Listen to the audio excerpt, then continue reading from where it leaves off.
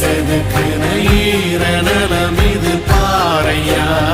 வாழும் வரையிலும் நீயும் விதைக்கிற கடமை இருக்கு கேளையா.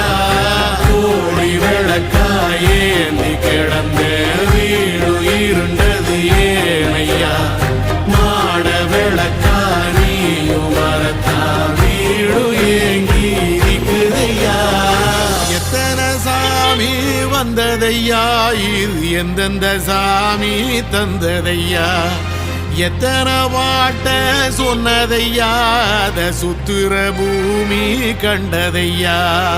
அடிச்சு வீசும் காத்திலையும் அந்த தகப்பனாச சுத்துதையா.